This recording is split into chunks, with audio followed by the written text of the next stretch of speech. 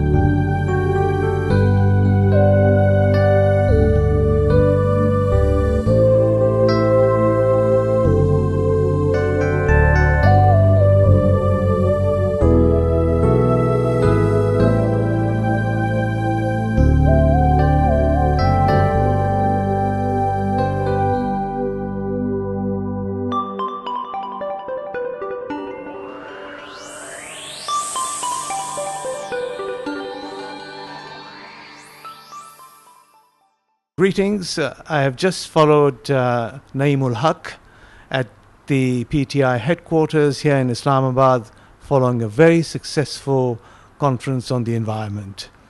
I'm talking to Naeem, just find out about the party situation on the green pathway. So Naeem, nice to talk to you. Thank you, Feroz. Nice to see you here after such a long time. And I'm glad you were there to attend the conference, which was very important, I think, in many ways, because for the first time in the history of this country, a political party is actively pursuing an agenda to protect and preserve the environment. And as you have seen, the International Union of Conservancy, the president who's from China was here. And it wasn't in connection with a campaign which had been launched at the initiative of Imran Khan to protect the trees, the forests of the Khyber Pakhtunkhwa province, where our party has formed a government since the last 2 years. The plan was to grow, or rather to plant seeds for 1 billion trees in the next 5 years. And Imran has already sort of inaugurated 2 different schemes in this respect in the last few months. And the plan is well underway. And I think we're very optimistic that during the last 20 or 30 years, when a lot of tree cutting, especially by the mafia, took place in Pakistan, in the Khyber Pakhtunkhwa province, the damage caused by them, which is our intention to to compensate, to make up for that damage. And I'm sure that this campaign, which has already been launched, will be a successful one within the next few years. And one can say that it's unique in the sense that, as you saw, the Bonn Challenge, which is basically an international initiative to restore forestry. I want to ask you one very interesting point that Imran made. He said they'd managed to confiscate an enormous amount of trees that had already been chopped up and being sold. That was an amazing coup, really.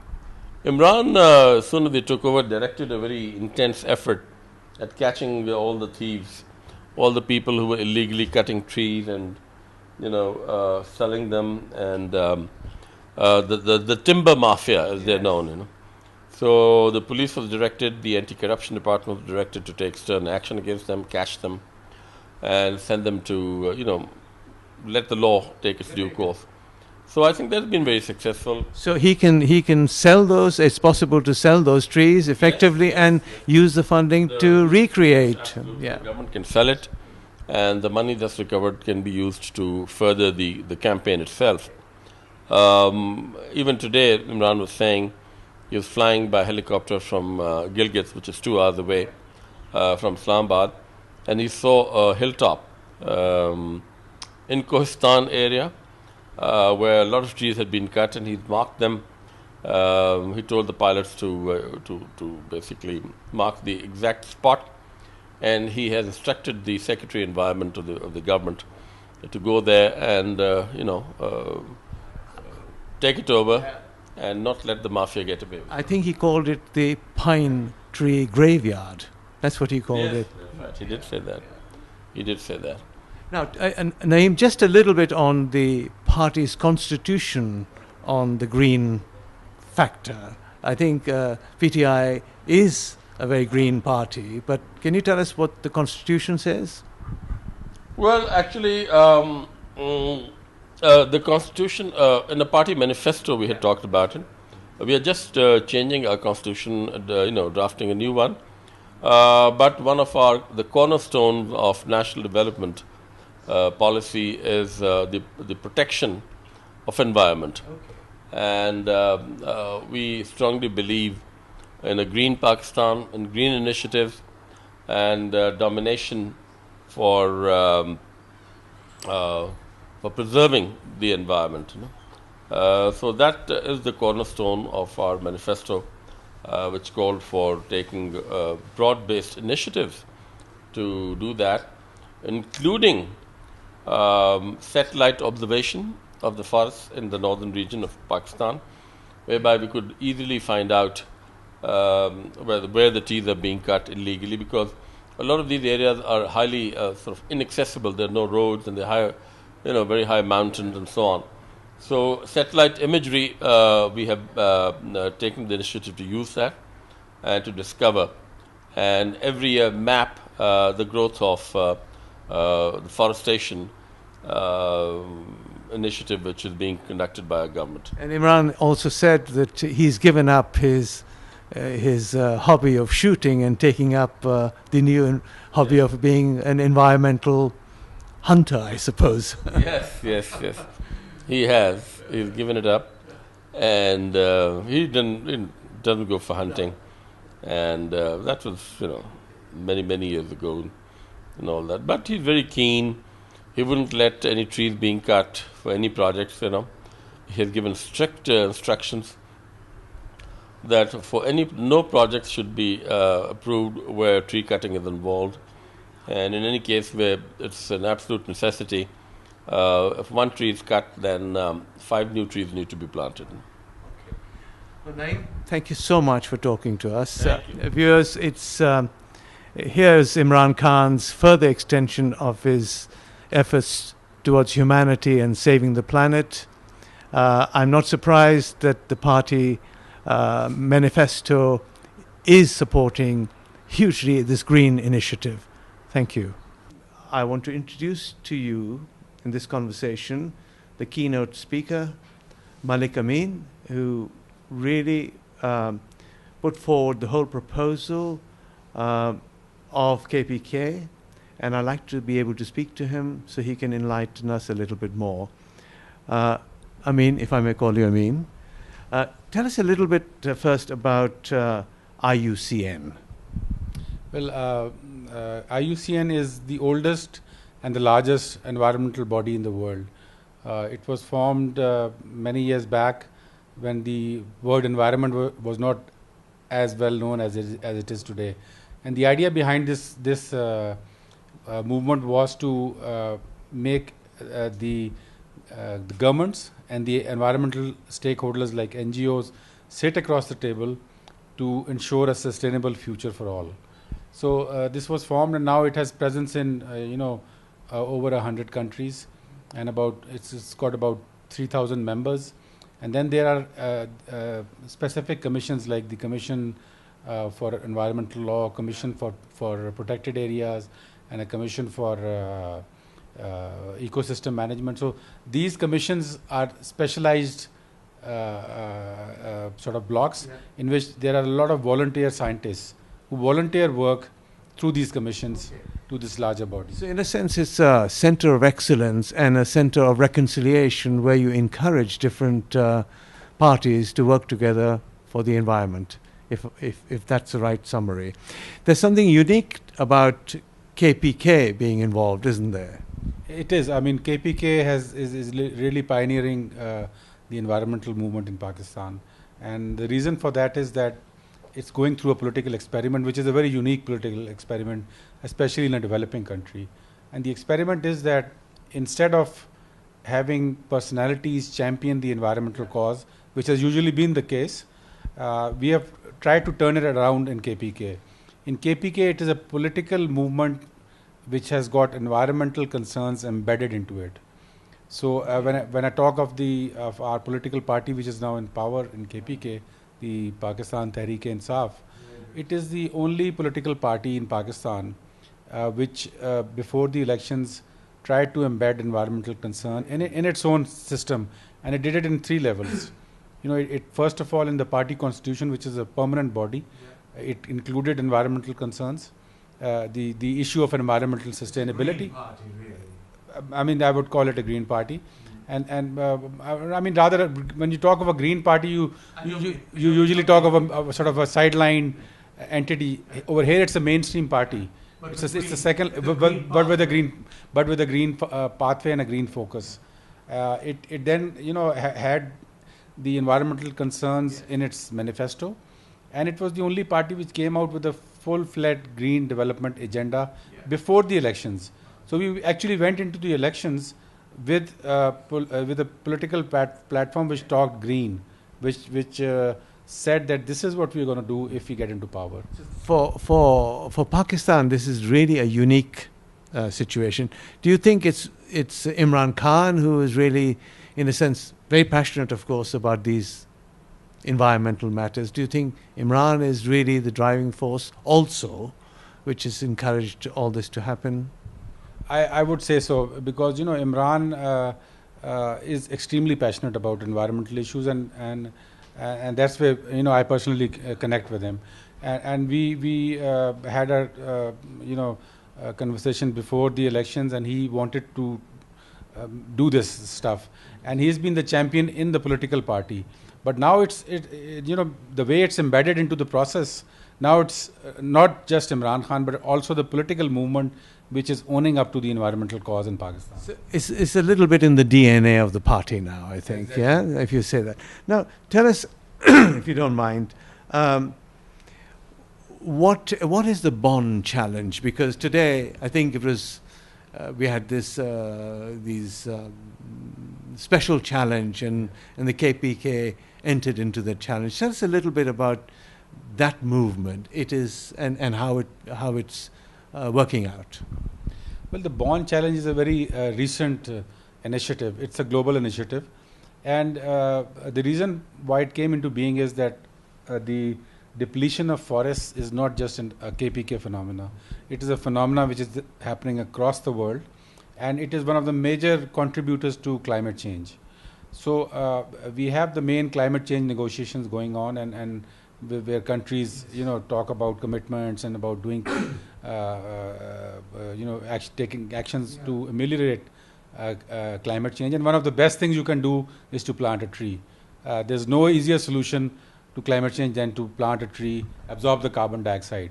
So that's the idea where the Bonn challenge emanated from. That countries said that because the negotiation process is stalled. That's big politics. I mean, it's the politics of oil, of coal, of renewables. Everything is jammed over there.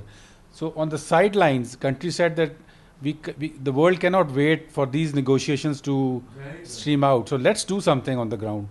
And a group of countries got together in Germany. IUCN was also involved in this process as one of the sort of facilitator. That's the word. So, but it was initiated in Bonn, so that's why it's called the Bonn Challenge. But it called out to the world that, well, here we are, and a lot of countries started this process, and they said that any country who wants to join in as a voluntary contributor, we will do some of our due diligence, and if that is correct, then we let you enter, and you can showcase it at a global level. Wow, yes. So that's what happened in KPK, that we had a project going on at the local level.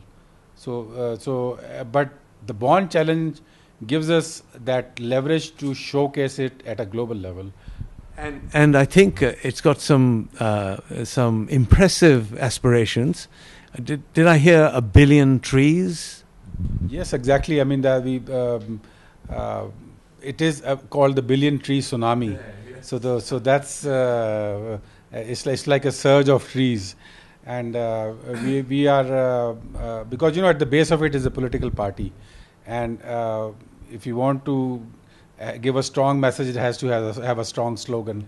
So we've called it the billion tree tsunami, and we've also one of the dividends of this whole process has been something that we were not really thinking about. Yes, we were thinking about trees, about saving our forests, about protecting our watersheds, about defense against floods, but we were not thinking about green jobs. And that is what this model, as it developed, it is sort of a work in progress, but the remarkable thing about it is the economic activity that it has generated. In fact, I was in Geneva just 2 weeks back, and they were over there, they were mentioning that they are trying to do now a case study of how the Bonn challenge was handled in the US and how it was handled in KPK.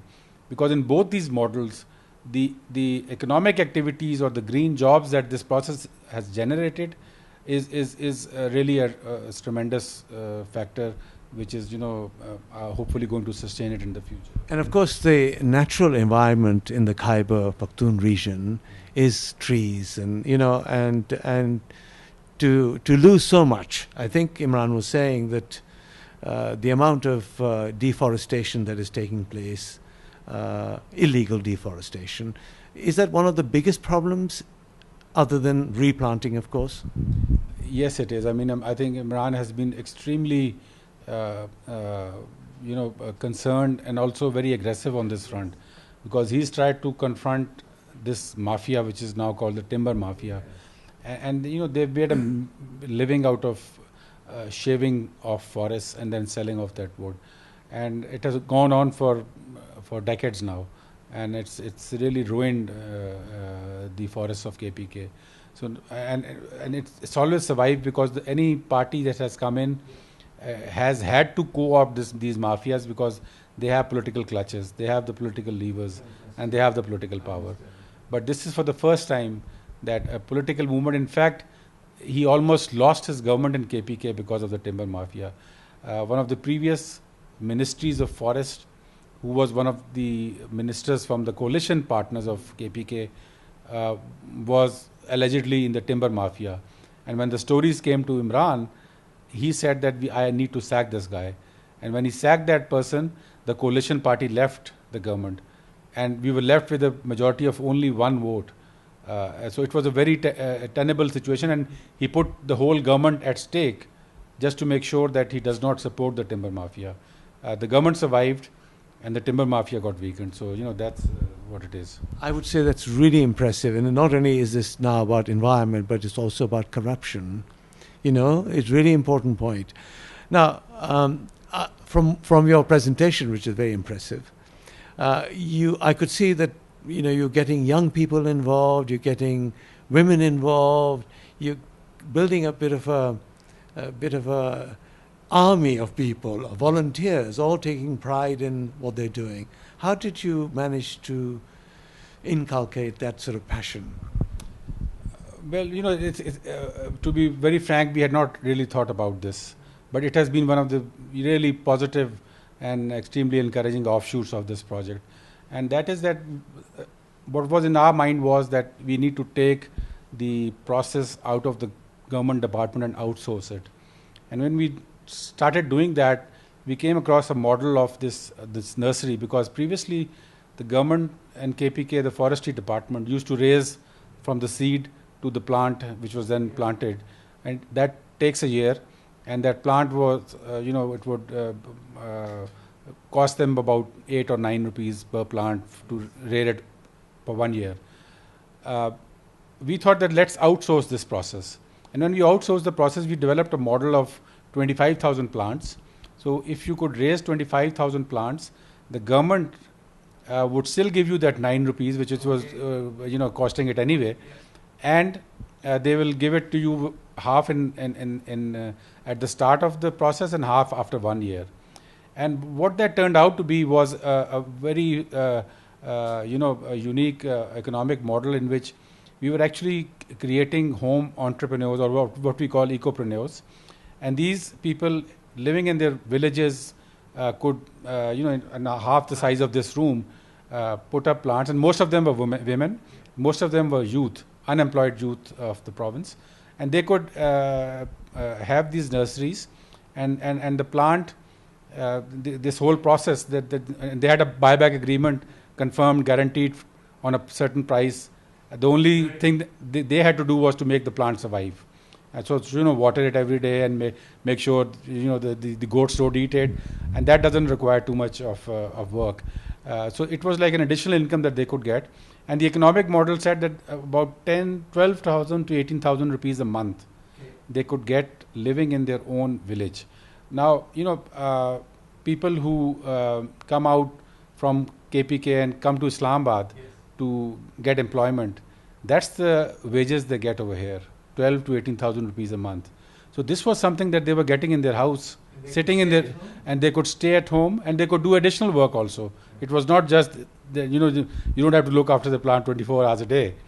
So, it occurs to me that there's so many different benefits from, a simple, what might appear to be an environmental project. It's providing employment, it's providing self-worth. Imran was telling a good story that the first year's funding for this particular program is already effectively in place. Do you want to talk about that quickly? Yeah, I mean, the funding aspect is there. As you say, if you start something with good intentions, God always paves your path. And over here, at least at the very top, there are extremely right intentions that we need to take this forward. And funding has not been an issue so far. There are two reasons for that. One is because it's politically owned. So the political government in its own budgetary allocations always puts out money for the project. But the second thing that Imran was talking about today was that his going after the timber mafia has got his hands onto a billion rupees worth of illicit wood that they have now caught, and they're going to auction that, and he's made it mandatory that whatever auction money you get is going to go back into the forestry department. So that's where the money is coming from. What a great story, really. It's like an action man story, isn't it? Now, lastly, is there anything else that you'd like to say? Well, I would like to say that, in KPK we've done a political experiment in which, we've tried to use a political party platform to ensure environmental sustainability, and it has been a very successful model. And I think that it's a good success story. And my message is go plant a tree. I mean, wherever you are, whoever you are, go and plant a tree. It's the easiest thing to do, and it's the one thing that makes a big difference.